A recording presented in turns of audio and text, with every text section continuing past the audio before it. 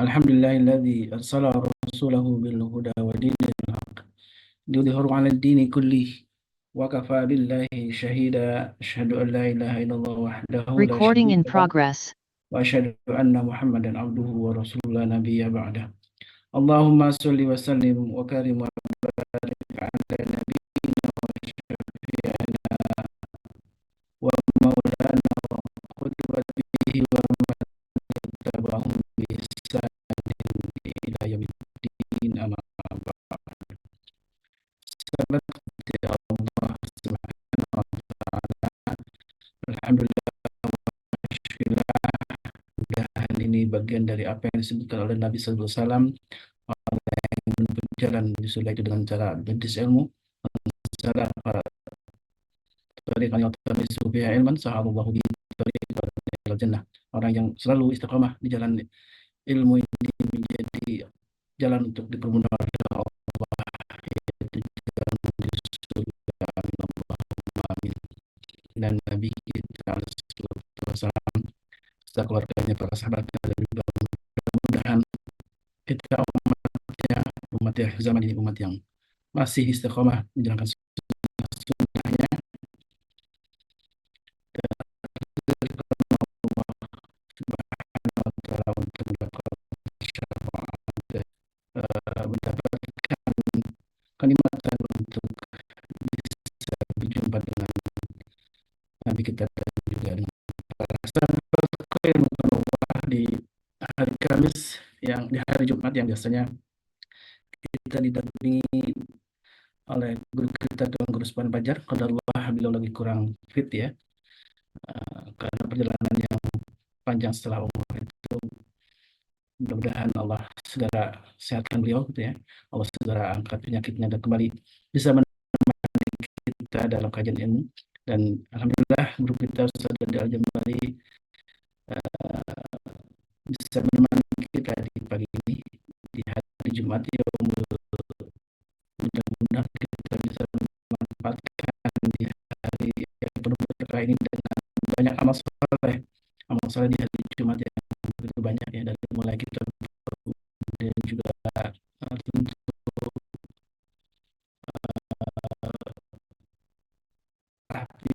menjadi salah satu yang disunahkan untuk dibaca di hari Jumat ini.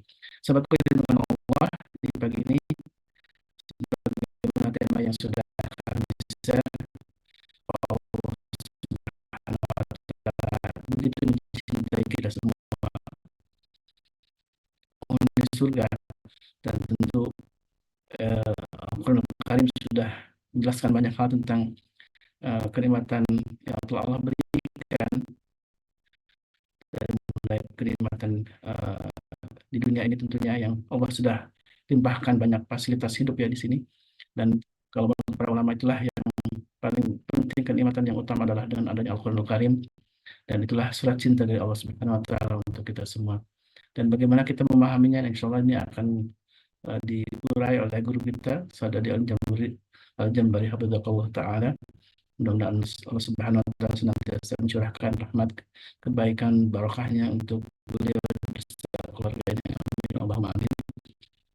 Dan alhamdulillah guru kita sudah hadir bersama kita semua. Assalamualaikum Ustaz Dodi. Waalaikumsalam warahmatullahi wabarakatuh.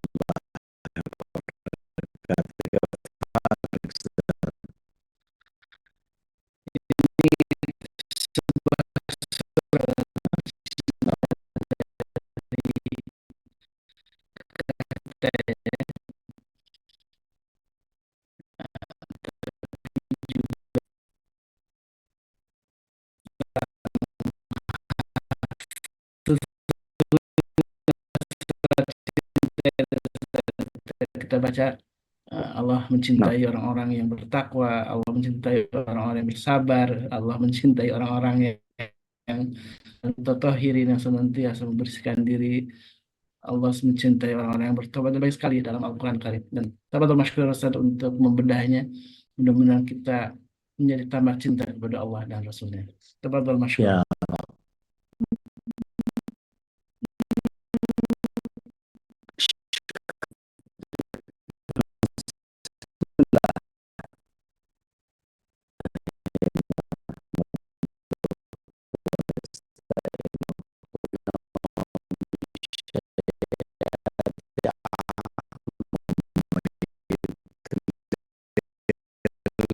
falan tajid lahu waliyan mursyida.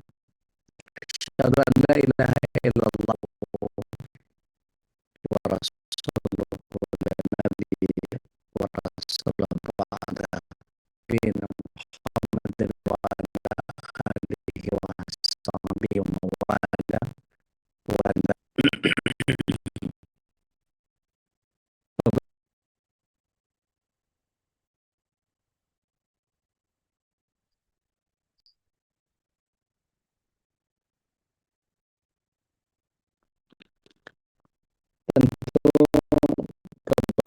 bersyukuran adalah sebuah keniscayaan terlimpah curah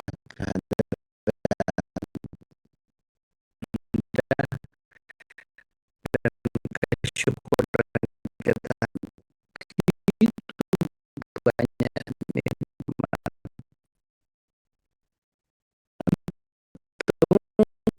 surat cinta Allah Tabaraka wa Ta'ala dalam bentuk Al-Quran ini adalah kalam Allah yang hanya bisa dinikmati oleh para pecintanya. Jadi kalau kita tidak punya rasa cinta kepada Allah, maka biasanya Al-Quran ini menjadi momok bagi dia, menjadi alergi. Membaca Al-Quran itu membuat dia berasak. Kalau di Ruqyah gitu ya, keren, jazakumullah khair. Kalau di Ruqyah gitu ya, kalau kita membaca Al-Quran itu menjadi bagian yang eh, orang karena terlalu banyak pengaruh buruk ini dalam dirinya, maka yang terjadi adalah dia menjadi jengah dengan Al-Quran. Nah, pagi ini sejatinya saya hanya sekedar ganjel beduk ya. Jadi Tuan Guru Suparman Fajar eh, baru selesai dari umroh, melaksanakan eh, pemenuhan undangan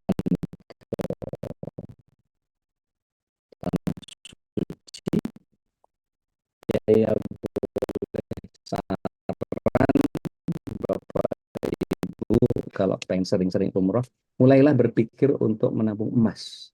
Kenapa? Menabung emas itu seberapa pun kecilnya, mau 1 gram, mau 2 gram, 3 gram, itu menjadi bagian yang kalau kita konsisten, kita terus tabung, tabung, tabung, tabung, maka insya Allah kita akan lebih cepat menunaikan umrahnya ketimbang kita eh, menabung dalam bentuk uang fiat ya.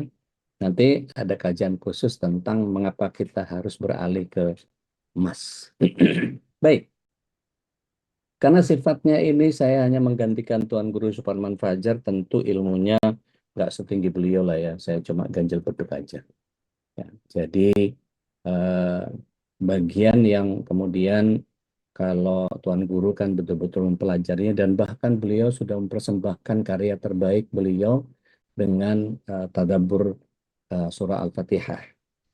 Tapi izinkan saya yang tidak paham banyak hal, hanya sekedar mempelajari dari beberapa uh, masyayikh, baik mulazamah yang di sini secara talaki maupun yang saya lakukan di beberapa negara.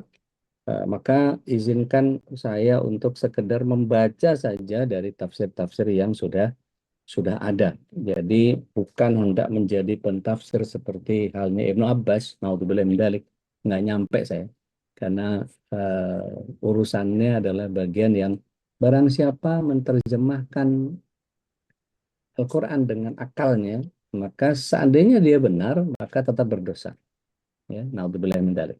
Maka ini sebetulnya adalah bagian programnya Iqra Al-Quran yang saya gagas bersama dengan para pecinta Al-Quran, hanya beberapa kawan-kawan, mungkin sekitar 15-an lebih, yang alhamdulillah pagi ini juga sudah tergabung bersama kita. Biasanya saya eh, bersama kawan-kawan di sini, kalau kita lihat ada beberapa di sini. Saya mungkin ada Teh Ina, ada Mbak Mei Nina, ada Teh Nina di Lampung, ada Mbak Lala, ada Mbak Nana, ada Reza, ada Teh Yola, ada Mbak Yuni, ada banyak ya beberapa.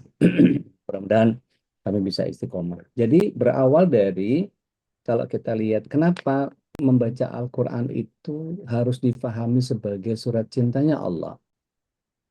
Yang kita fahami, mari kita lihat sama-sama, kita buka. Untuk yang di rumah, ya, untuk yang di rumah, silahkan dibuka Al-Qurannya. Dan kalau toh tidak mau membukanya, eh, saya berharap bahwa kita paham bahwa setiap huruf yang kita baca itu punya keistimewaan yang sangat luar biasa dan kita tidak dapatkan pada pembacaan kitab-kitab eh, yang turun dari Allah kepada para nabi sebelumnya.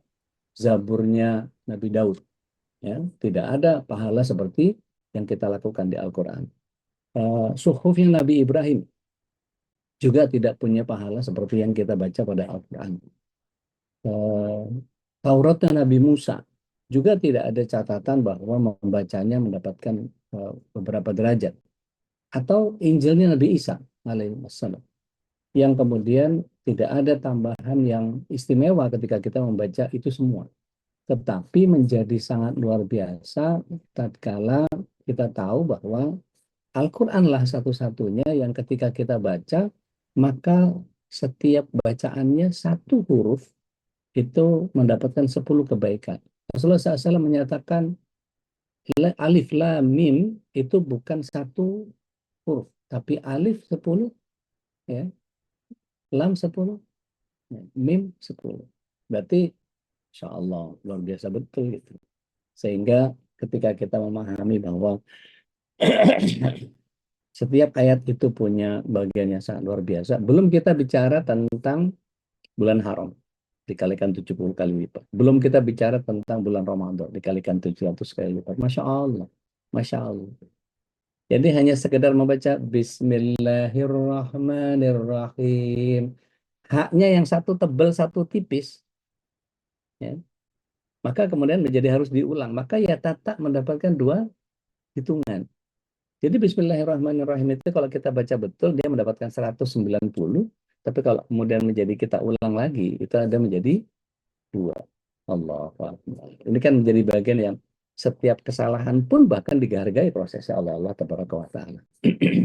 Izinkan saya sebelum kami meneruskan program ini, artinya kami di Iqra'ul Quran sudah menuntaskan juz 30, karena kita pertama juz 30 dulu, diulut dari paling belakang. Kemudian Alhamdulillah pekan lalu kita afwan, kita sudah menuntaskan An-Naba sampai ayat yang ke-30. Dan hari ini, qadarallah wa masyafa'al, memang kita akan mulai dari Al-Fatihah. Karena memang targetnya adalah kami mempelajari Al-Baqarah sampai selesai satu surat, maka insya Allah setelahnya ke sana kita bisa memaknai isinya. Kenapa? Karena terjadi pengulangan yang sangat banyak di dalam surah Al-Baqarah itu. Nah, berawal dari sebuah pemaknaan yang harus kita perkaya pemahaman kita. Mari kita lihat surat yang pertama kali Allah turunkan kepada Rasulullah SAW. Saya ambil 2 ayat pertama saja. Ada yang tahu surat apa Surat yang pertama Al-Iqra. kali turun? Al-Alaq. Al-Alaq. Al-Iqra. Iya, Awarabuka al-Akram. Iqra. Betul. Jadi ayat ini kalau kita perhatikan bagaimana kronologis turunnya ayat ini. Rasulullah SAW sedang gelisah tentang berhala-berhala yang kurang lebih di depan Ka'bah itu ada sekitar 360 berhala. Nah, keresahan itu membuat beliau harus melakukan tahannuf atau meluruskan hati. Beliau alaihissalatu wassalam menjadi sosok yang kemudian ingin meluruskan atau tahannus, yang kemudian beliau pergi ke Gua Hira.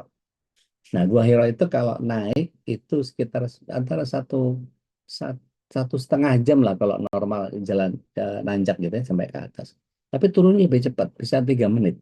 Tapi langsung masuk rumah sakit atau langsung ke kuburan ya, karena turunnya yang gelundung.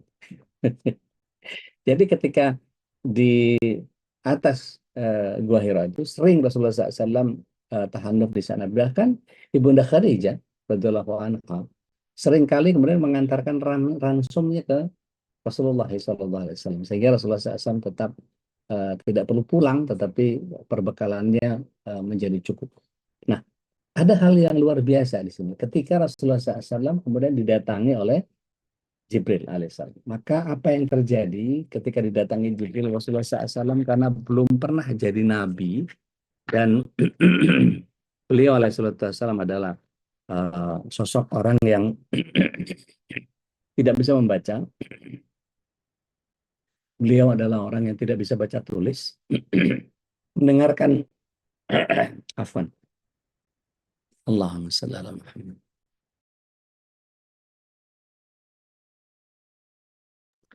Jadi ketika beliau tidak bisa baca tulis, beliau hanya sering mendengar dari pasar-pasar, dari tempat-tempat di mana paman dan kakeknya membawa beliau dan membesarkan beliau di perniagaan. Kemudian kita bisa lihat apa yang terjadi di Gua Hira itu adalah ketika Jibril alaihissalam kemudian datang menyerupai laki-laki yang tidak dikenal. Maka kemudian Allah Tabaraka wa Ta'ala memerintahkan Jibril alaihissalam untuk kemudian menemui Rasulullah SAW. Dan kemudian apa yang terjadi? Kalau kita perhatikan bagaimana Rasulullah SAW mendapatkan wahyu yang pertama, beliau dipeluk dan kemudian setelah dipeluk itu malaikat Jibril menyatakan Iqra, bacalah. Rasulullah SAW karena tidak tahu apa yang mesti dibaca, tidak tahu apa yang mesti dia baca, maka kemudian Rasulullah SAW menyatakan, mana biqari, apa yang bisa saya baca? Yang kedua kalinya dipeluk erat oleh Jibril alaihissalam dan kemudian dikatakan Iqra. Untuk yang kedua kalinya Rasulullah SAW karena satu tidak bisa membaca, yang kedua tidak tahu apa yang mesti dibaca, maka beliau lagi-lagi menyatakan alaihissalam, ma'ana biqari, apa yang bisa saya baca? Dan di kali ketiganya Jibril alaihissalam memeluk beliau dengan sangat erat dan kemudian mengatakan Iqra bismi rabbikal ladzi khalaq. Bacalah dengan nama Tuhanmu yang Maha Menciptakan. Nah, mari kita lihat di sini. Apa yang sejatinya Allah Subhanahu wa Ta'ala ingin berikan kepada Rasulullah alaihissalam. Kira-kira Rasulullah SAW ketika itu nggak bisa baca, tapi disuruh baca. Ini apa ya maksudnya gitu kan ya? Jadi ketika kita memahami bahwa tidak bisa baca, tapi malah disuruh baca. Tidak ada tulisan yang dibawa oleh Jibril alaihissalam, tetapi disuruh baca. Maka perintah bacalah, ya. Kemudian kita pahami sebagai orang awam. Jadi maksudnya baca itu apa? Contoh misalnya, kalau kita perhatikan apa yang Allah SWT berikan kepada kita, ada kata tala'a, ya, utlu, ya. Ada kata qara'a, ada tala'a, ada qara'a. Yang satu iqra, yang satu utlu. Maka kalau kita perhatikan apa yang dimaksud oleh Allah Taala ini sebagai iqra adalah bagian yang kemudian dibaca adalah dilafalkan ulang. Jadi kalau kita misalnya begini, baik Bapak Ibu, untuk memulai kajian ini, mari kita sama-sama membaca basmalah. Kan nggak mungkin Bapak Ibu baca basmalah, kan nggak. Bacanya apa? Bismillahirrahmanirrahim. Ada tulisan di Bismillahirrahmanirrahim? Nggak ada kan? Tapi disuruh baca. Nah, di sini pengertian baca ya adalah mengikuti apa yang dilafalkan oleh Jibril alaihissalam. Itu pemahaman yang pertama. Pemahaman yang berikutnya adalah ketika Iqra bismi rabbikal ladzi khalaq. Rasulullah SAW bukan hendak atau bukan hanya sekedar melihat yang tersirat, karena yang tersiratnya nggak ada. Makanya Rasulullah SAW menyatakan, mana biqari, apa yang bisa saya baca? Oh, nggak ada yang dibaca gitu ya bahasa kitanya. Maka di sini beberapa ulama menyatakan bahwa yang dimaksud itu adalah Iqra bismi rabbikal ladzi khalaq, bacalah apa yang Allah Subhanahu wa taala tebarkan dalam penciptaannya. Artinya bukan hanya membaca qauliyahnya saja, tidak membaca kalamullahnya saja, tapi juga membaca secara kauni. Tidak hanya melihat yang tersurat, tetapi juga yang tersirat. Nah, ini artinya Iqra itu bisa bermakna to read, ya, tapi bisa bermakna to capture atau to frame, to catch the message, to get the message. Jadi mendapatkan pesan, tidak hanya yang tertulis, tetapi juga yang tidak tertulis. Baik, seperti itu kurang lebih. Al-Fatihah ini adalah bukan ayat yang pertama. Perlu kita tahu bahwa di India itu ada Al-Quran yang sifatnya nuzuli. Al-Quran nuzuli itu ya pertama tadi, ya, Al-Alaq dibaca 3 ayat, baru kemudian masuk ke Al-Muzammil, baru kemudian Al-Mudaththir, baru kemudian seterusnya sampai terakhir, gitu ya. Ayat yang terakhir diturunkan. Tapi ulama tidak menggunakan Al-Quran nuzuli ini, lebih kepada bagian yang susunannya telah disusun oleh Jibril alaihissalam atas perintah Allah, dan Rasulullah SAW menyampaikannya kepada para sahabat. Baik. Surat ini dinamai Al-Fatihah karena dia merupakan surat yang pertama, surat pembuka Al-Fatihah, ya, membuka atau mengawali setiap sholat, bahkan dibaca dengan umul kitab ini. Menurut jumhur ulama, dan penamaan ini disebut oleh Anas bin Malik, ya, bahwa surah Al-Fatihah disebut umul kitab.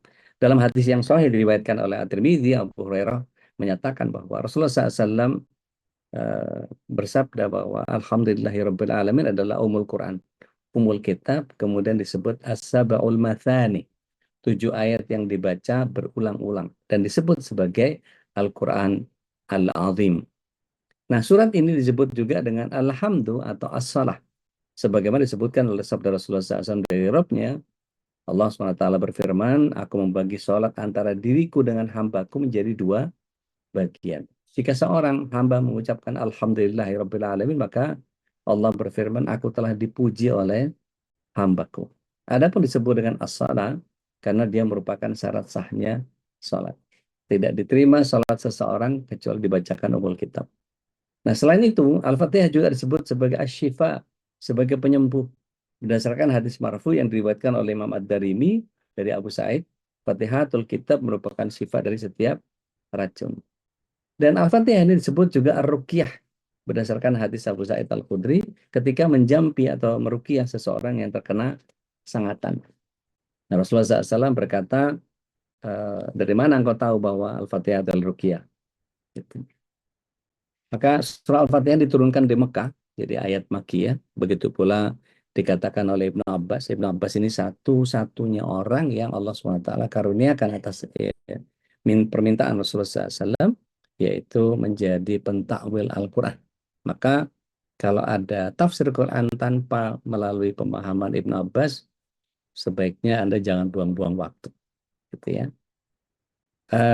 Imam Qatadah, Abul Aliyah, tetapi ada juga yang berpendapat bahwa surat ini turun di Madaniyah. Ini pendapatnya Abu Hurairah, Mujahid, atau bin Yasar dengan Az-Zuhri.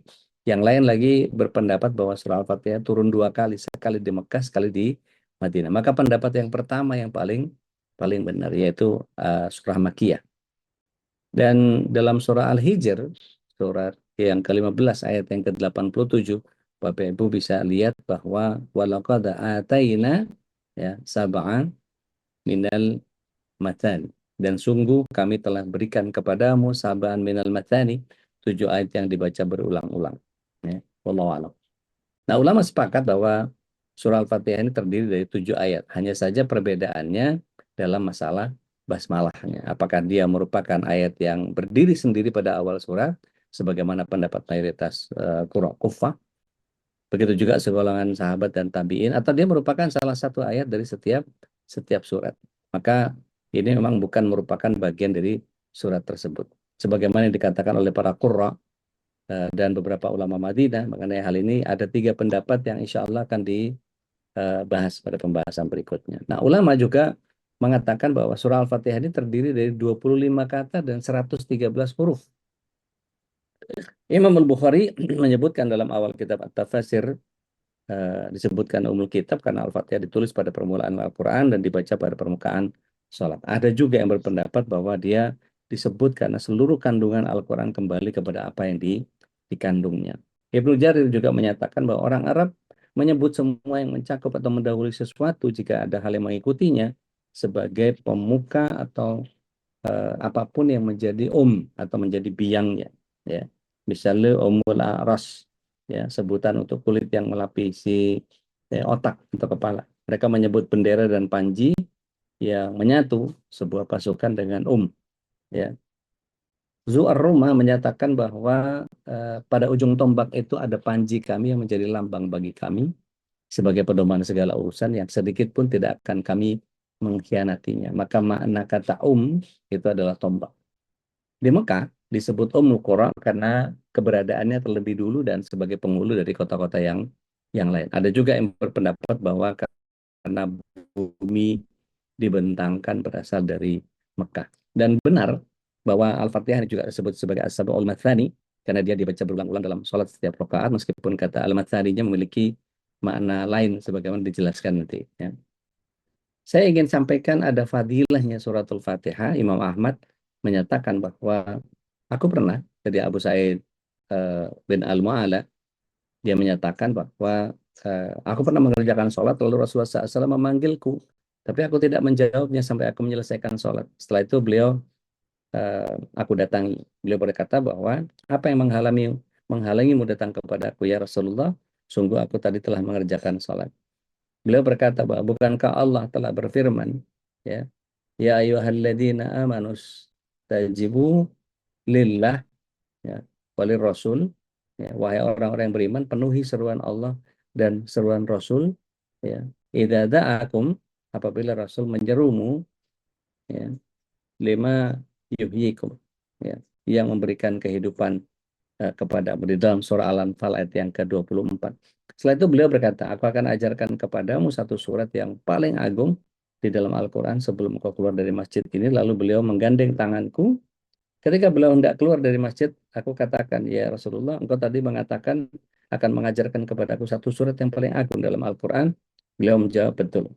Alhamdulillahi Rabbil Alamin. Ia adalah Sab'ul Mathani dan Al-Quran Al-Azim yang telah diturunkan kepadaku. Dan hadis ini diriwayatkan juga dari jalur sanad yang Syu'bah. Imam Bukhari, Abu Daud, An-Nasai, dan Ibnu Majah juga sudah meriwayatkan. Nah, mereka menjadikan hadis ini dan yang semisalnya sebagai dalil bahwa ada sebagian ayat atau surat yang lebih utama daripada sebagian yang lain disampaikan oleh begitu banyak ulama. Nah, sedangkan ulama yang lain berpendapat bahwa tidak ada satu surat atau ayat pun yang lebih utama karena semuanya merupakan firman Allah. Tujuannya supaya tidak menimbulkan dugaan adanya kekurangan pada ayat yang dimaksud. Nah, ini kalau kita baca bagaimana Al-Fatihah ini punya fadilah yang begitu luar biasa, ya.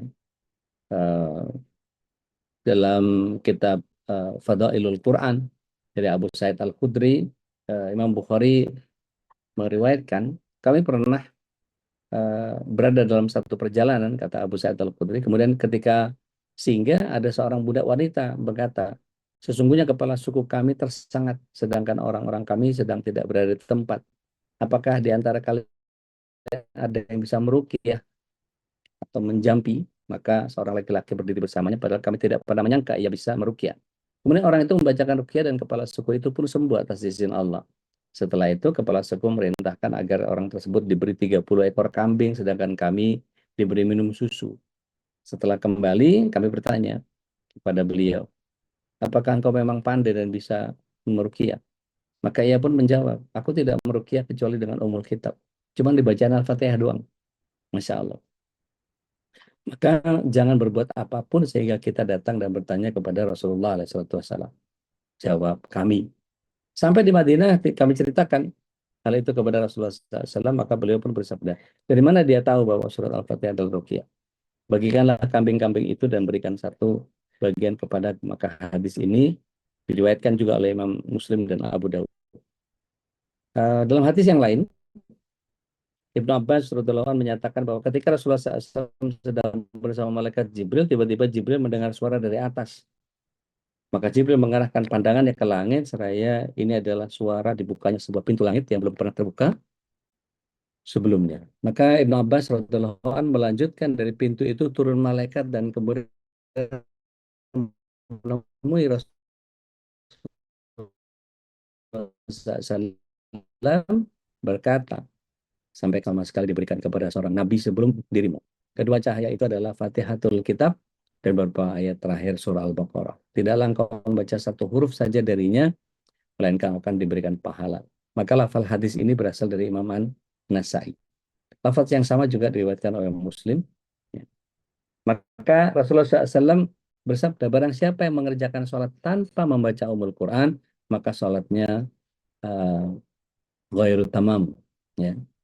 Rasulullah SAW bahkan menyatakan sampai ghairu tamam, ghairu tamam, ghairu tamam 3 kali. Ya. Abu Hurairah ditanya, bagaimana jika kami berada di belakang imam sholat berjamaah? Maka Abu Hurairah menjawab, bacalah Al-Fatihah itu dalam hatimu, karena aku pernah mendengar Rasulullah SAW bersabda, Allah Subhanahu wa Ta'ala berfirman, aku telah membagi sholat menjadi 2 bagian antara diriku dengan hambaku, dan bagiku hamba apa yang dia minta. Ketika dia mengucapkan Alhamdulillah Rabbil Alamin, maka Allah berfirman, hambaku telah memujiku. Dan jika ia mengucapkan Ar-Rahmanir Rahim, maka Allah berfirman, hambaku telah menyanjungnya. Dan ketika dia mengucapkan Maliki Yaumiddin, maka Allah berfirman, hambaku telah memuliakanku. Dan hambaku telah berserah diri kepadaku. Ketika ia mengucapkan Iyyaka na'budu wa iyyaka nasta'in, maka inilah bagian dari diriku dan separuhnya untuk hambaku apa yang dia minta. Jika kemudian dia mengucapkan ihdinas siratal mustaqim siratal ladzina an'amta 'alaihim ghairil maghdubi 'alaihim waladdallin, maka Allah berfirman, ini untuk hambaku ya, dan hambaku ya, semua apa yang dia minta. Dan hadis itu diriwayatkan oleh Imam An-Nasai. Ada beberapa kandungan hadis yang disebut dalam bahasan ini. Dikatakan bahwa janganlah engkau mengeraskan suaramu dalam sholat dan jangan merendahkan, serta carilah jalan tengah di antara keduanya. Maka makna ini adalah firman Allah yang tadi, aku telah membagi sholat menjadi 2. Dan kemudian Allah rinci dalam bahasan Al-Fatihah ini. Ya. Dan ini panjang sekali penjelasan fadilah-fadilah yang ada pada Al-Quran menurut Ibnu Katsir. Kurang lebih ada sekitar beberapa halaman. Ya. Nah, kemudian ada hukum di dalam surah An-Nahl ayat yang ke-98. A'udzubillahi minasyaitonir rajim. Fa idza qara'atal Qur'an ya fasta'idz billahi minasyaitonir rajim. Ini jauh lebih wajib ketimbang membaca basmalah. Jadi ta'awuz itu adalah hukumnya yang masyhur menurut jumhur, ini dilakukan sebelum membaca Al-Qur'an. Untuk apa? Untuk menggoda mengusir godaan-godaan setan yang mengganggu kita. Bahkan ketika membaca hanya sekedar terjemahnya saja. Maka tetap supaya tidak dilencengkan oleh setan, maka kita dikuatkan untuk membaca isti'adzah.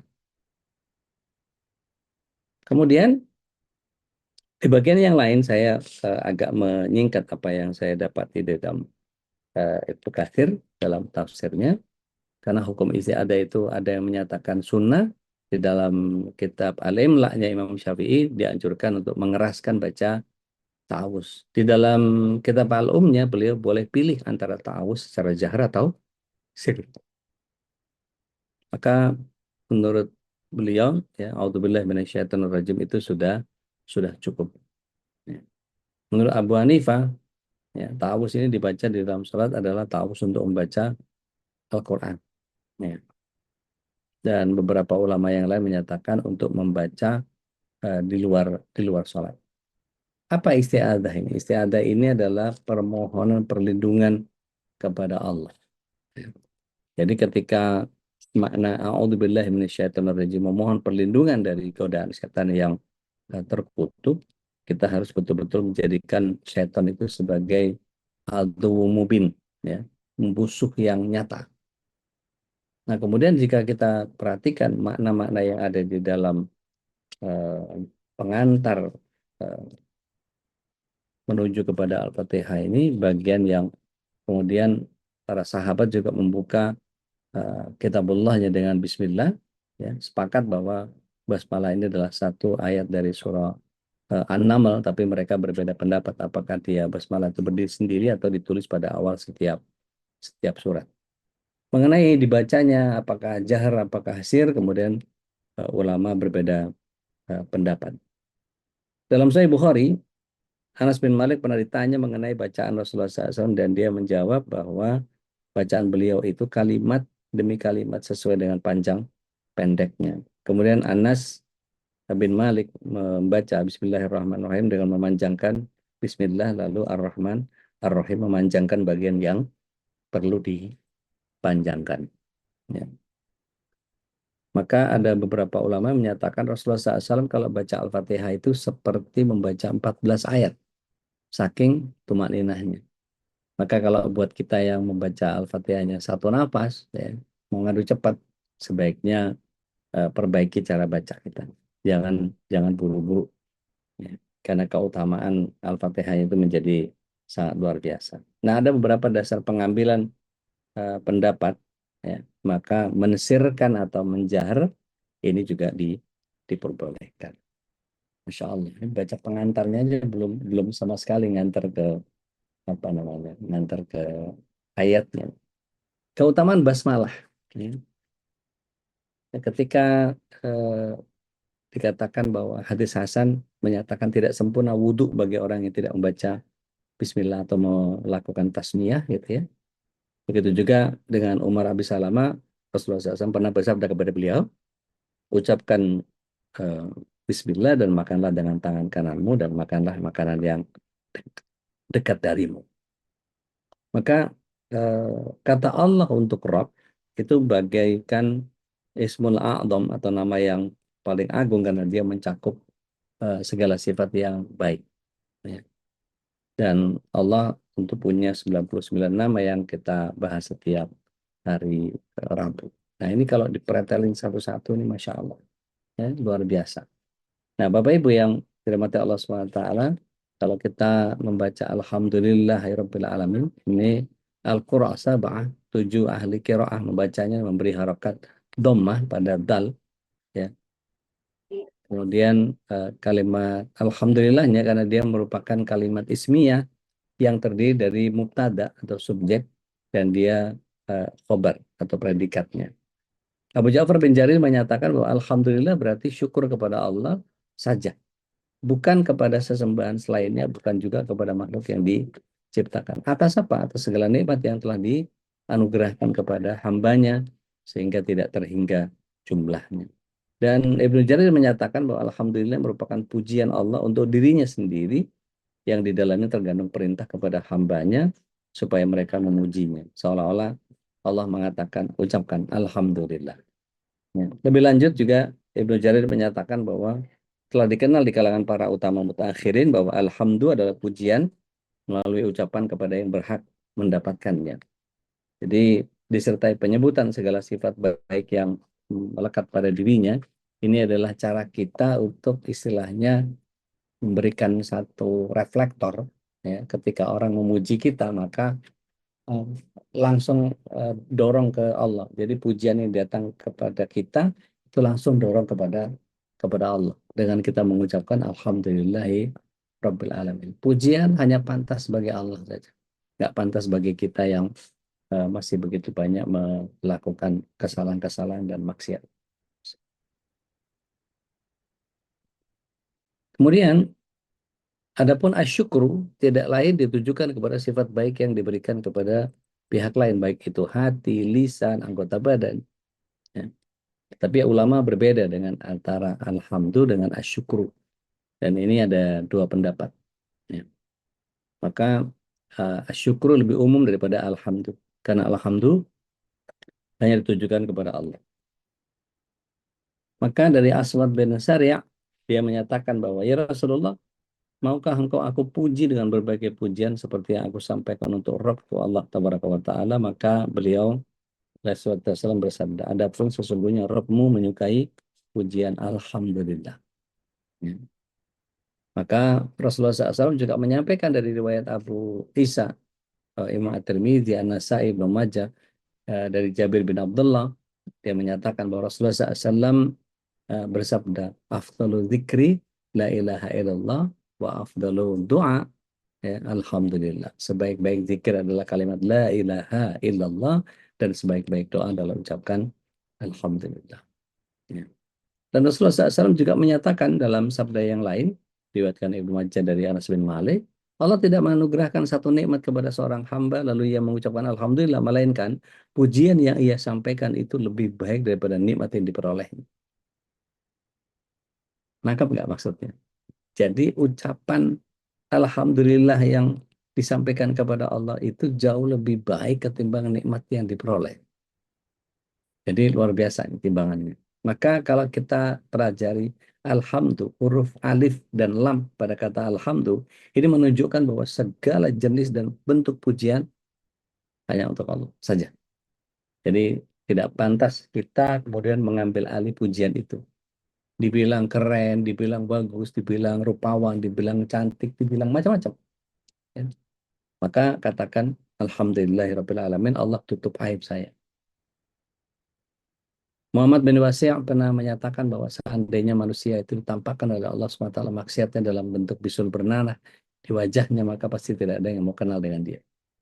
Seandainya dosa-dosanya dan maksiatnya Allah tampakkan dalam bentuk bau busuk yang menyengat, pasti tidak akan ada orang yang mau bersinggungan dengan beliau.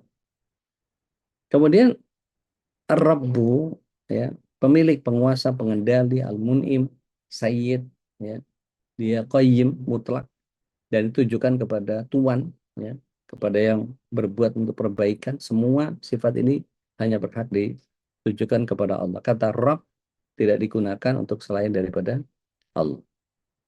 Pernah Abdul Muthalib menyampaikan bahwa anar Rabbul Jamal, ya, saya Robnya onta, maksudnya sebagai pemilik.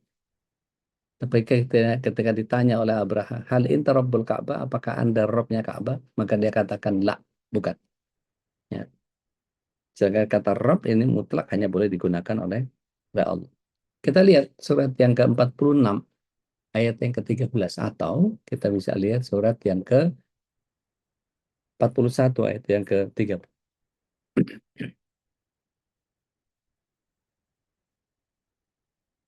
Di sana Allah SWT menyatakan, A'udzubillahi minasyaitonirrajim, Innal ladzina qalu rabbunallahu tsumastaqamu fala khaufun 'alaihim wa lahum yahzanun. Sungguh ketika seseorang mengucapkan Rabb-nya adalah Allah, maka Allah serta-merta akan menghilangkan rasa khawatirnya dan merenggut serta mencabut rasa sedihnya. Jadi bayangkan kalau kita menjadikan Allah SWT sebagai Rabb yang kita sebut sebagai Alhamdulillahirabbil alamin, Rabb, ya, Rabb-nya segala alam, maka disitulah kemudian kata Rob ini harus serta-merta kita mengingat bahwa kita hanya sekedar hamba. Kita adalah diciptakan. Kita hanya makhluk. Nah, ada yang mengatakan bahwa Rob ini merupakan nama agung, Ismul A'zam. Ya, sedangkan alamin ini bentuk jamak dari kata alam, ya, alamun, yang berarti segala sesuatu yang ada selain Allah. Maka kata alamun ini bentuk jamak dan kata ini tidak punya bentuk tunggal. Ya, adapun, ya, dikatakan awalimu, ini beberapa macam makhluk yang ada di langit, di bumi, daratan maupun lautan, dan setiap angkatan pada satu kurun disebut dengan alam. Ya. Jadi kalau kita baca surah Al-Baqarah ayat yang ke-47, ya, di bagian akhir ayat itu Allah SWT menyatakan bahwa faddaltukum alal alamin. Ya. Orang Yahudi atau Bani Israel dilebihkan atas sebagian umat. Ya. Kemudian dari Ibnu Abbas, alhamdulillahirrahmanirrahim, berarti segala puji bagi Allah, pemilik segala makhluk yang ada di langit dan di bumi, wa ma bainahuma, dan apa yang ada di antara keduanya, baik diketahui oleh kita maupun yang tidak kita ketahui. Kita kalau menjelajah ke mana-mana gitu, itu ada eksplorasi yang sifatnya menemukan spesies baru, ada biota baru dan seterusnya. Kemudian kata alamu dikatakan oleh Imam Al-Qutubi bahwa apa yang dikatakan oleh Al-Zajjaj itu benar.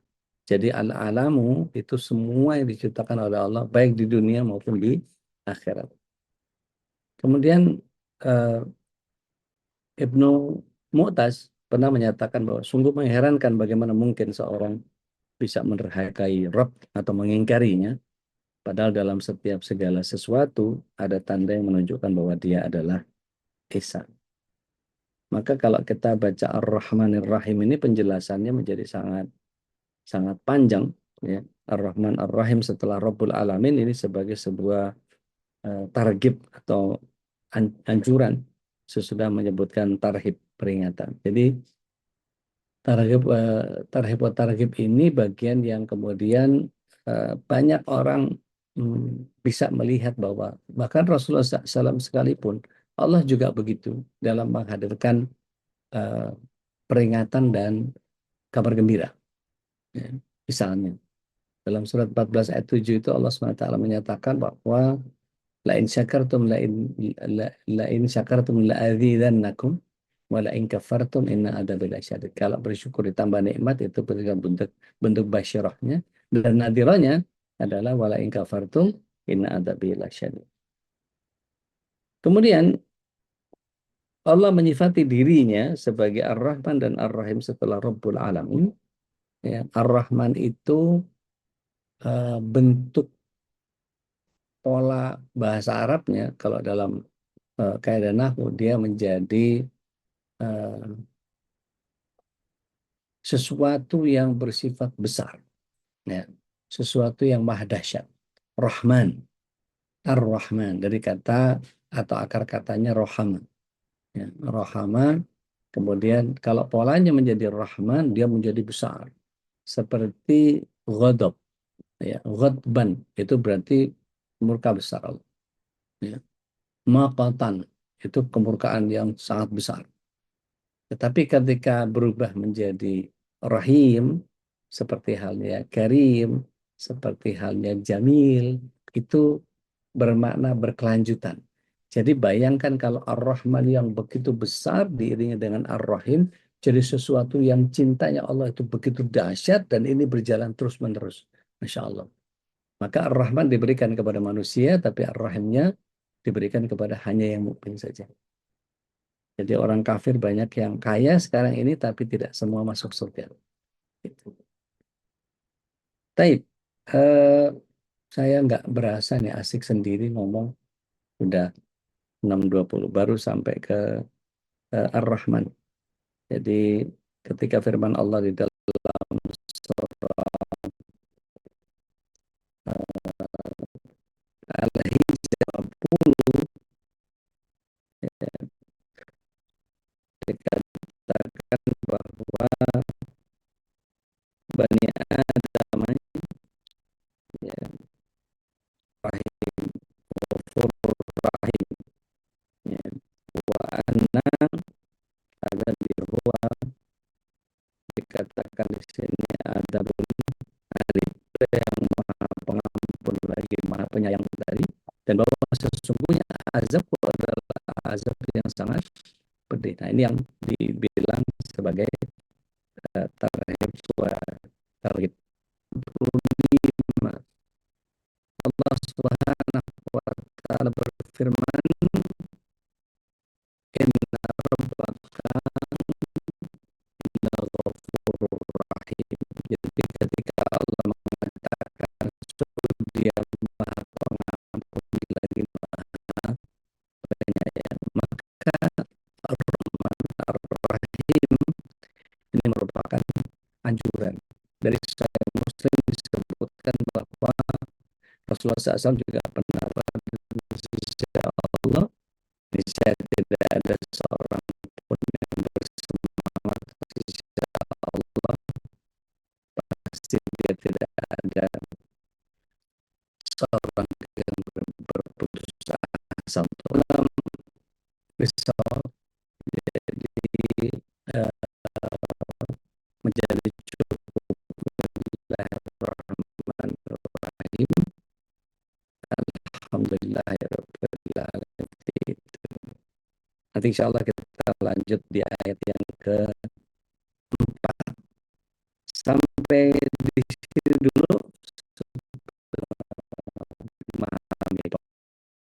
pemaknaan sederhananya baru kemudian difahami secara benar ketika memahami apa yang Allah Subhanahu wa taala berikan secara sederhana. Kalau kita baca terjemah tafsiriyah, ya, yang saya pegang ini terjemah tafsiriyah, di situ dikatakan bahwa 3 ayat yang pertama ini menyebabkan seseorang menjadi harus memaknai dengan beberapa metode yang seharusnya kita bisa pahami secara sederhana. Nah, Bapak Ibu yang dirahmati Allah SWT, dengan nama Allah yang maha luas dan kekal belas kasihnya kepada orang mukmin serta maha penyayangnya kepada semua makhluknya, itu Bismillahirrahmanirrahim tadi. Segala pujian atau ungkapan syukur hanyalah berhak ditujukan kepada Allah, pengatur dan penguasa alam yang maha luas dan kekal belas kasihnya kepada orang mukmin serta maha penyayang kepada semua makhluknya. Jadi dikhususkan kalau rahim hanya untuk mukmin, tapi rahmannya kepada semua makhluk. Nah, ini yang kita bahas pada pagi hari ini adalah sampai kepada A'udzubillahi minasyaitonirrajim. Bismillahirrahmanirrahim. Alhamdulillahirabbil alamin. Ar-Rahmanir-Rahim saja. Jadi biismi Allah, dengan nama Allah, ya, Ar-Rahman Ar-Rahim, yang besar, dahsyat, maha pengasihnya, Ar-Rahim yang berkelanjutan, maha sayangnya. Ya. Alhamdulillah, alhamdulillah adalah segala puji. Lillah, buat Allah. Rabb, ya, Tuhan atau pemilik alam raya ini atau penguasa, ya, alamin, di seluruh alam. Kemudian Ar-Rahman Ar-Rahim yang dahsyat maha kasihnya yang terus-menerus dengan kasih sayangnya. Sampai di situ dulu. Monggo kalau ada yang mau nambahin, mau ngoreksi, mau bantah, monggo silahkan. Setelah itu saya minta beberapa untuk berkenan memahami secara ulang, baik secara harfiah maupun secara makna. Saya kembalikan lagi ke Ustaz Khalis. Fathul Maskur, ya Ustaz. Masya Allah, tabarakallah. Ini baru potongan-potongan ayat yang menjadi surat cinta Allah kepada kita ya, yang tadi kita sudah tadabburi bersama Ustaz Dodi Al-Jambari. Mudah-mudahan kita ketika membaca kembali surat ini tambah khusyuk ya Ustaz ya, karena sudah Nah, memahami apa yang disampaikan oleh Allah dalam ayat-ayat ini, dalam firman-Nya. Dan bahkan disebutkan sesungguhnya ini ada dialog ya, kalau kita sampai selesai itu ada dialog kita seorang hamba dengan Allah. nah, Dan ketika kita membaca Alhamdulillah itu sebenarnya Allah kemudian mengatakan Habida abdi gitu ya. Habida habinani abdi gitu ya. Sungguh hambaku telah memuji aku. Dan itulah sebuah ungkapan yang disebutkan dalam hadis Nabi SAW gitu. Betapa Allah sesungguhnya menjawab apa yang kita baca gitu ya.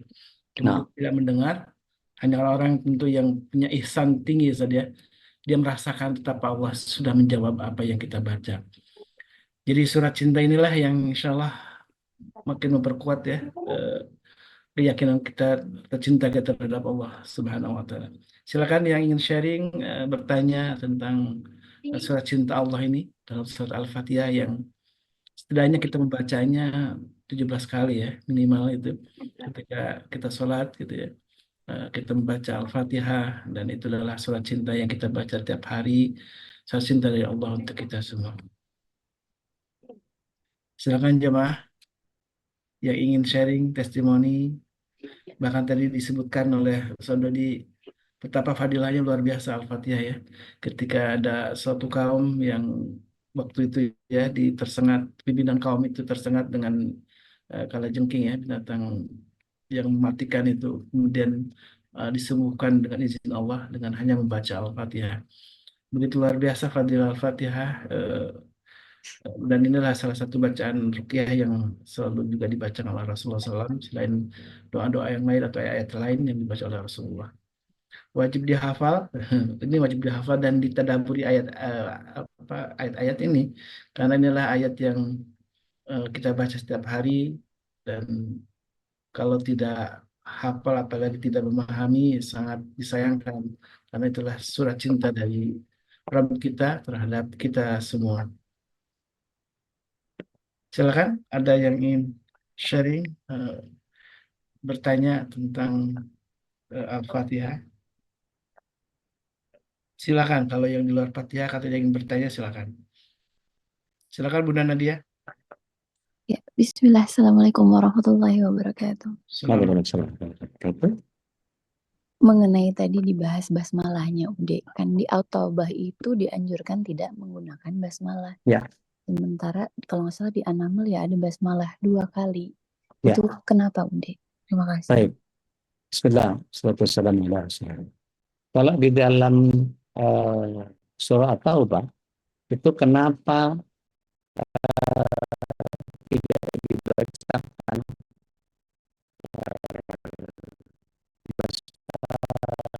catatan bahwa kenapa tidak ada dalam surah At-Taubah itu sebetulnya surat yang tidak ingin Allah turunkan tentang sesuatu yang perang lah apa orang munafik yang tidak pantas sebetulnya diberikan Ar-Rahman dan Ar-Rahim dari situ. Dan surat At-Taubah ini sebetulnya kalau kita baca asbabun nuzulnya itu diturunkan untuk mencabut jaminan keamanan yang diberikan kaum musyrikin sehingga permulaan surat ini tanpa basmalah. Ini bisa menjadi lambang kesejahteraan dan keamanan. Padahal Bismillah atau basmalah ini tidak diturunkan bersama dengan surat At-Taubah seperti terjadi pada surat-surat yang lain. Dan para sahabat dan tabi'in tidak menulis basmalah di awal surat ini. Jadi tidak ada satupun ahli qura' sab'ah, qiraat yang 7 itu, maupun qura' asyrah, qiraat yang 10, yang meriwayatkan bahwa membaca basmalah di awal surah At-Taubah ini. Dan hukum membaca basmalah pada permulaan surah At-Taubah ini berbeda-beda memang. Ada yang berpendapat haram, bahkan ada yang berpendapat makruh saja.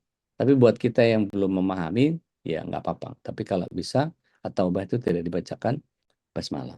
Jadi mana kedudukannya lebih baik?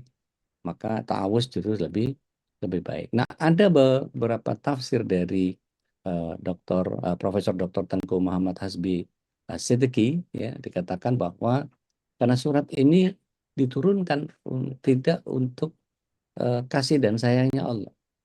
Tetapi ini mencabut jaminan keamanan yang diberikan oleh kaum musyrikin untuk menyatakan pembatalan atas semua perjanjian dan kontrak. Wallahu a'lam bisa karena memang ayat itu makasih saya.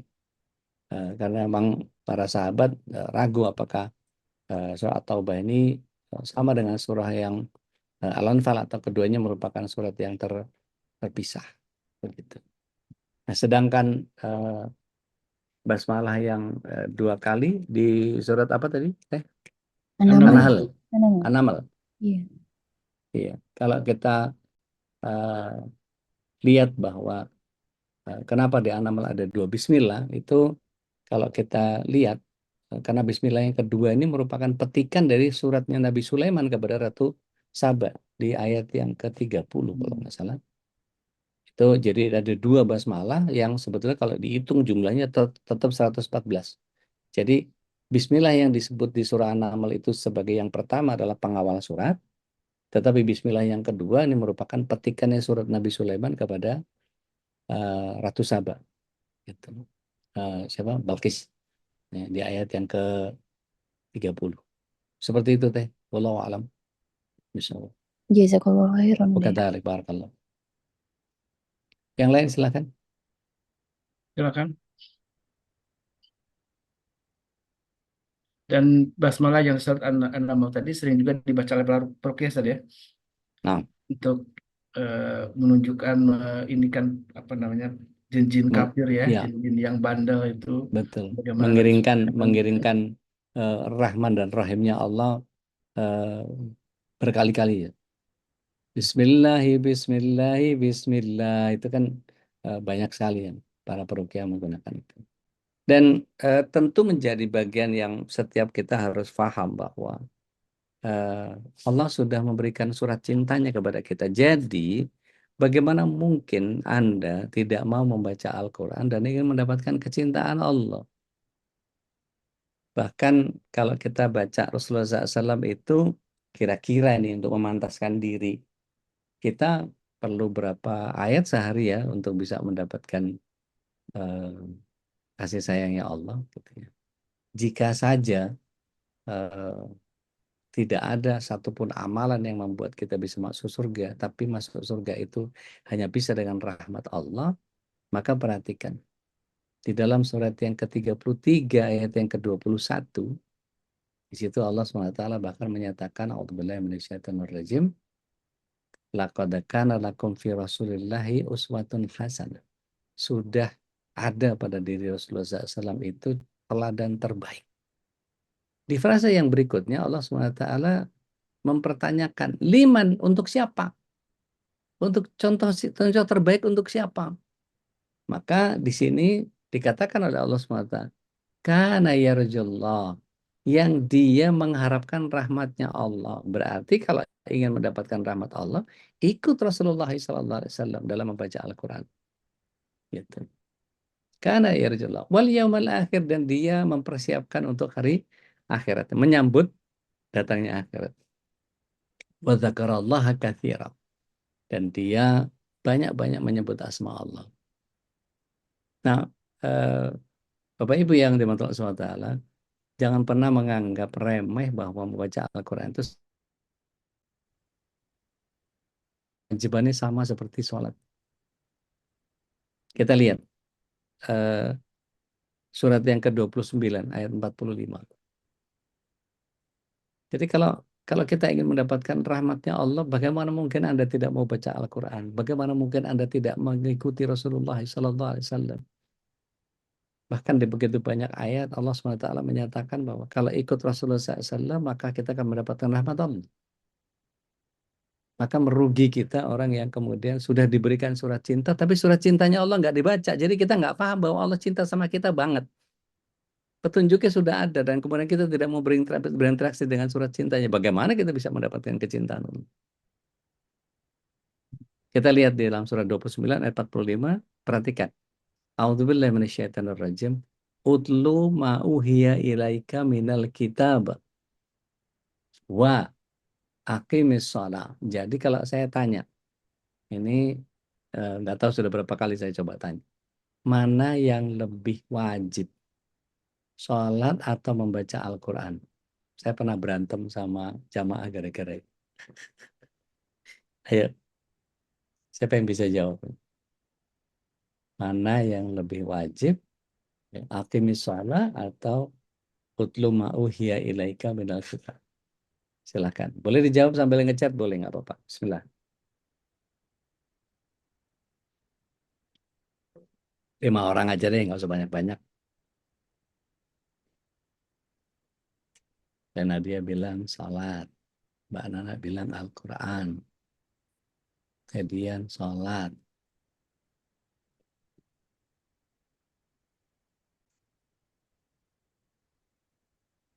Baik, syukran. Jazakumullah khair.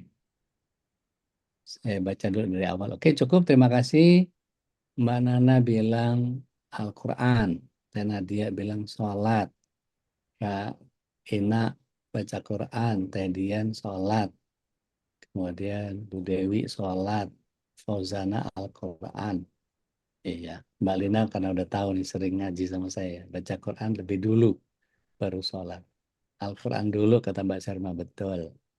Jadi kalau dikatakan sama Mbak Dina, sholat dulu yang lebih penting, ya sholat dulu karena dalam sholat kita baca Al-Quran juga. Baik, begini ya, Bapak Ibu yang dirahmati Allah SWT. Kita dudukkan dari sisi sejarah dulu. Turun Al-Quran dulu atau turun perintah sholat dulu? Quran dulu. Quran dulu. Jadi Nabi dulu baru disuruh sholat. Gitu kan ya. Kemudian kita waktu kecil ngajarin anak kita langsung belajar sholat atau Al-Quran dulu? Al-Quran dulu. Belajar Nah, ngaji. kan ngaji dulu. Jadi mana yang lebih wajib? Al-Quran dulu. Bagaimana mungkin Anda tidak mau membaca Al-Quran kalau dibawa ke sholat? Padahal sholat itu ajarannya baru pada umur 7 tahun. Ya, umur 7 tahun baru belajar sholat. Baca Quran ya, ya udah dari masa kecil gitu. Bahkan ada umur 4 tahun siapa? Dulu itu, Allahumma sholli ala Muhammad. Lupa saya. Penghafal Quran yang umur 4 tahun itu, orang Riau itu. Musa kok berarti. Musa. Musa. Musa, betul, Masya Allah. Itu yang biasa ngomong kan. Saya kalau lupa tuh suka nggak inget ya. Jadi eh, kok bisa? Iya, nggak pakai TV, nggak pakai gadget, tiap hari didengerin ya Al-Quran aja. Kok bisa? Iya bisa. Nah maka eh, iya Bu Ida, ngaji dulu baru praktek. Baik, Mbak Dina nanya ada dalilnya, udah oke. Begini, lihat surat yang ke-29 ayat 45 tadi Mbak Din. Ya. Jadi kalau dalam kaidah nahu, perintah yang sifatnya fi'il amr itu hukum dasarnya apa? Yang kita pahami.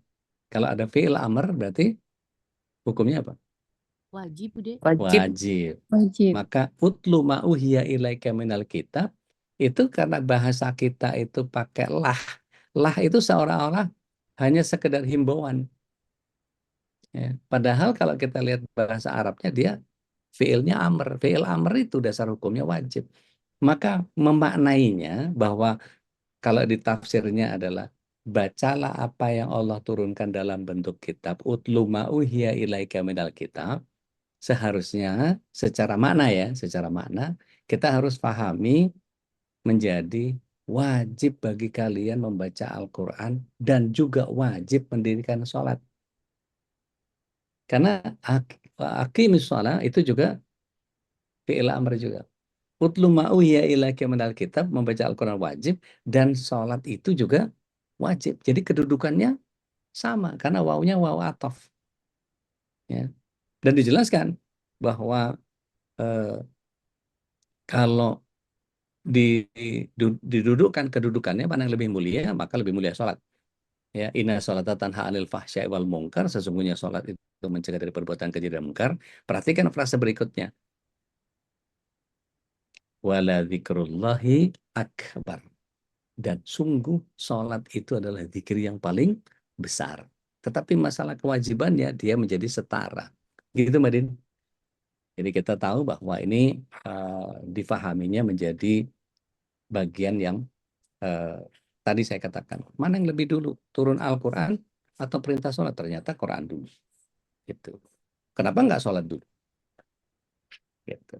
Jadi dibumikannya Al-Quran itu untuk difahami, baru kemudian dilangitkan kepada Allah. Nah, waktu kecil kita belajar Al-Quran dulu, bukan sholat dulu. Karena Rasulullah SAW mengajarkan Al-Quran itu ya dari mulai sejak kecil, tapi umur 7 tahun sudah belajar sholat. Jadi sholat memang ada fase yang berikutnya. Bahwa keutamaan lebih besar, iya. Ya. Tapi bicara tentang kewajiban, dia kedudukannya adalah sama-sama wajib. Sehingga kadang-kadang orang menjadi meremehkan membaca Al-Quran. Akhirnya banyak bertebaran di antara kita yang kemudian berapa banyak orang yang tidak bisa membaca Al-Quran. Banyak sekali. Saya mewakafkan diri saya kalau ada yang belum bisa baca Quran sama sekali, monggo belajar. Insya Allah dengan izin Allah kalau ada yang mau belajar sama saya 2 jam aja. Dari nggak bisa baca langsung bisa baca. Bismillah ya, bismillah. Karena saya belajarnya juga gitu. Saya baru belajar baca Quran itu tahun 2004. Dari yang tidak bisa baca sama sekali, gitu ya. Kemudian mulai membaca dan itu betul-betul duduk 2 jam. Hah? Kok saya udah bisa ya gitu. Itu Allah mudahkan. Gitu. Ada metodologinya. Gitu. Jadi kalau ada yang mau belajar, monggo silakan kontak aja Japri, bilang aja di grup, saya mau dek gitu ya. Kasih tahu aja. Insya Allah. Tapi Ustaz, sudah 641, Ustaz, nggak berasa. Ustaz. Barakallah. Dan tadi ada satu pertanyaan nih penting tentang kajian tabung emas nih kapan nih? Ustaz, ini penting banget juga ya. Insya Allah segera nih, karena begini, Ustaz. Saya cuman hanya memantik aja ya. Ada yang tahu nggak Saddam Hussein itu wafat karena apa?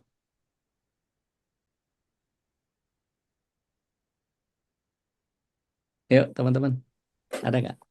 Diracun ya, Ana Bu. Ustadz, Ya, Ana Ustadz, Bismillah. tafadhol.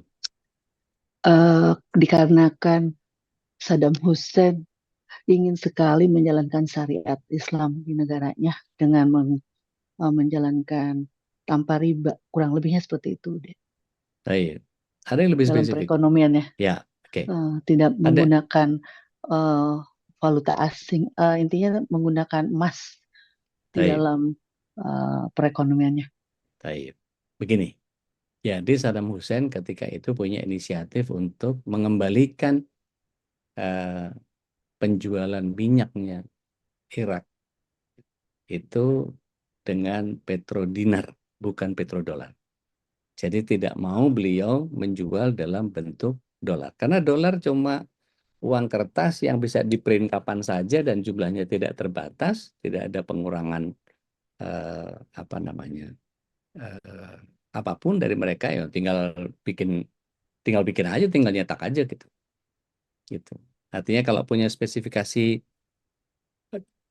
kertas tertentu dan percetakan uang bisa bikin sejenis itu dan kemudian dikasih label yang sama dengan buktinya banyak yang palsu dan segala macam, artinya siapapun yang bisa nyetak itu ya akan mendapatkan itu. Tetapi Saddam Hussein ketika itu meminta untuk mengganti petrodolar menjadi petrodinar. Dan itu menjadi momok buat banyak orang. Kenapa? Islam akan berjaya kalau sudah pakai dinar. Maka yuk kita kembali ke emas supaya kita kembalikan bagaimana kita bawa emas itu kalau satu keping itu kemudian digunting emasnya gitu ya, katakanlah dinar gitu ya, ada dinar gitu kita gunting, kira-kira kita bawa ke tukang emas masih laku nggak separuh-separuh? Silakan Ustaz. Laku, Masih laku. laku. Kita potong seperempat masih Masih laku, laku. masih laku. Nah, Dicuil Kecil gigit aja, juga laku. dilepeh aja masih laku. Maka kalau uang yang paling gede mana nih? Dinarnya Qatar, euro, coba digunting kecil-kecil, nggak jadi Nggak apa-apa. laku. Kita kembalikan kepada emas. Kita Majelis Keluarga Indonesia yang mestinya punya izah. Let's start from us. Bismillah ya.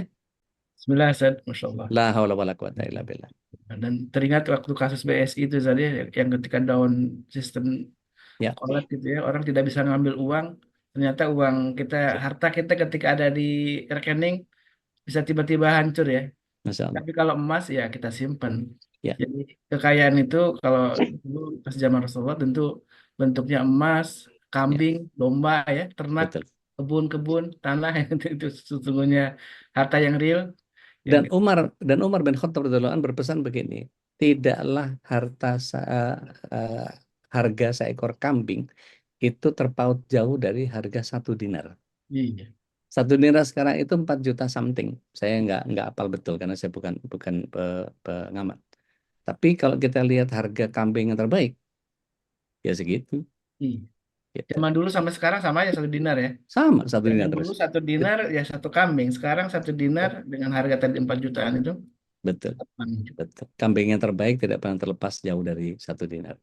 Bismillah, mohon doanya juga. MKI sedang mengupayakan membuat satu aplikasi yang menggabungkan antara kekuatan emas dengan nilai nilai uang yang sementara ini masih berlaku di Indonesia. Artinya jangan khawatir bahwa kalau Anda melakukan tukar-menukar dengan emas itu masih tetap bisa dilakukan. Ada nanti kapan-kapan kita undang Pak Zaim Saidi untuk menjelaskan betapa emas itu menjadi bagian yang sebetulnya tidak dilarang oleh kita, tapi kalau kita berlakukan itu maka yang marah adalah Bani Israel yang ada di Amerika dan seluruh dunia gitu. Maka bismillah la haula wala quwata illa billah, kita akan bikin MKI Pay, itu satu apps yang kita bisa mengganti uang kita dalam bentuk emas. Nanti ada satu sistem yang kita buat, entah itu nabung, entah itu jual atau beli atau kita meletakkan sebagai sebuah harta agunan gitu ya, kita letakkan sebagai rohan. Nah, uangnya yang hasil rohannya yang 70% itu kita bisa gunakan untuk sehari-hari. Dan emas yang kita simpan itu tidak akan berkurang. Setelah 5 tahun, utang yang kita utang yang kita terbebani itu bisa lunas sama Iya. sekali. Jadi tetap sistem transaksinya masih menggunakan Uang fiat.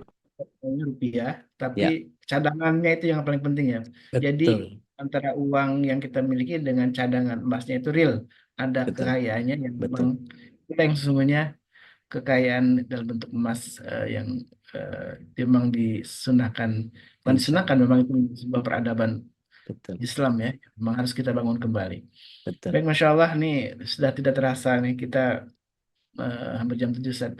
Dan satu lagi ada pengumuman penting karena insya Allah kita dalam membangun umat ini memang butuh perjuangan tidak hanya lewat Zoom ya. Kita ingin ya, terus ketemu langsung via offline gitu ya, langsung ketemu dengan guru-guru kita. Ada di Al-Jambari, Tuan Guru Suparwan Pajar, juga Babe Haikal dan yang sebagainya, para guru kita yang selalu menemani kita setiap pagi. Dan insya Allah kita berinisiasi untuk setiap akhir bulan ya, ada satu majelis ilmu kita kumpul bareng dan alhamdulillah diinisiasi di malam Jumat kemarin ya, malam Jumat kemarin kita kumpul gitu ya, dan insya Allah akan terus berlanjut. Mudah-mudahan ini menjadi sebuah upaya untuk memperkokoh juga silaturahim kita dan juga kekuatan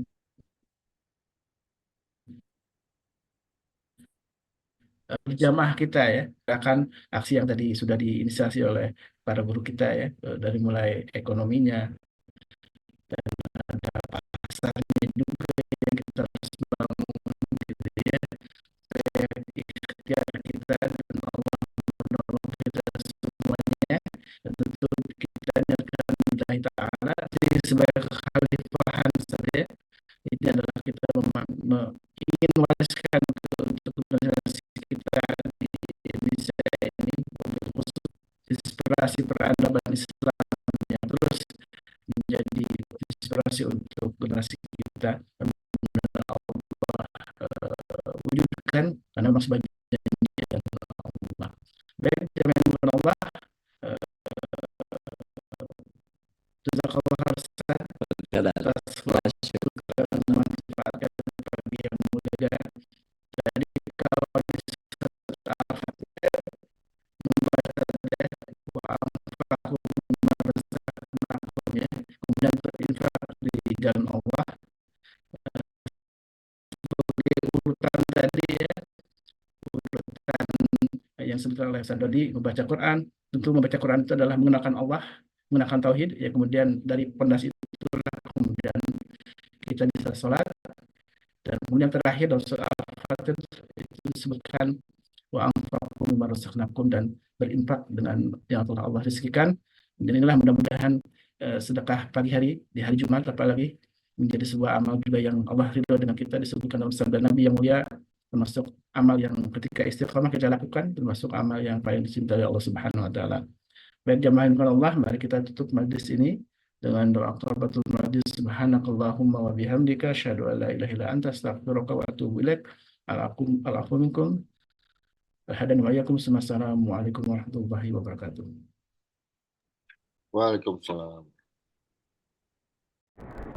Allahumma arhamna bil Qur'an waj'alhu lana imaman wa nuran wa hudan wa rahmah. Allahumma zakkirna minhu ma nasina وعلمنا منه ما جهلنا وارزقنا تلاوته آناء الليل وأطراف النهار واجعله لنا حجة يا رب العالمين.